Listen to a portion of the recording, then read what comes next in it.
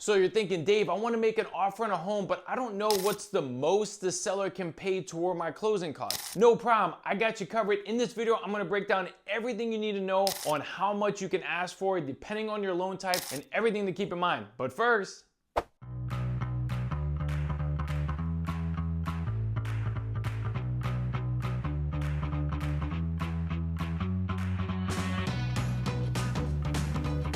all right, so you're going to make an offer on a home, or even after you have a contract on a home and you're negotiating and you want to know what's the most the seller can pay toward your closing costs, here are the exact answers depending on your loan type. Before I get started, keep in mind this, you can ask for the max, but if you don't use all that money, it goes back to the seller. So if you ask for $20,000 in seller contribution to pay closing costs, and you only use 15, that $5,000 goes back to the seller at closing. You lose that money. And when we're talking about paying your closing costs, that includes taxes, insurance for your escrow account, your first year of homeowner's insurance, right? Title company fees, appraisal, survey, lender fees, all of that. So pretty much anything that is not your down payment can be paid by the seller in the form of a seller contribution, right? So if you're doing an FHA loan, the max is 6% of the sales price. If you're doing a conventional loan and you're putting 5 or 3% down payment, the max is 3% of the sales price. If you're putting down 10% to 25%, it's 6%. And if you're putting down more than that, you can go up to 9%. That's actually really what the guidelines are. But if you're buying an investment property, you're limited to 2% of the sales price if you're using a conventional loan, okay?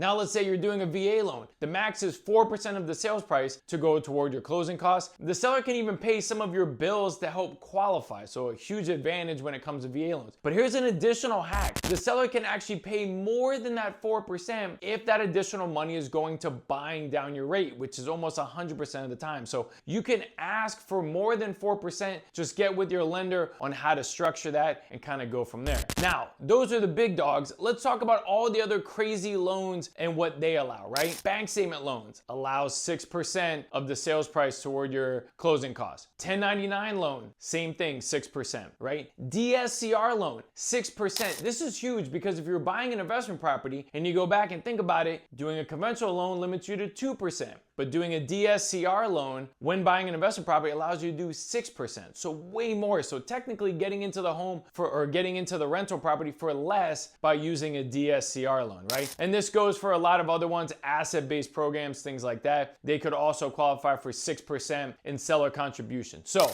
if you're making an offer or already have a contract and you're wondering what's the most you can ask for, those are the answers to your questions. But remember, don't ask for more than you need or you're gonna lose it. Hope you found this information helpful. If you did, I'd love to be your lender, and stick around for this next video. Think you're gonna like it.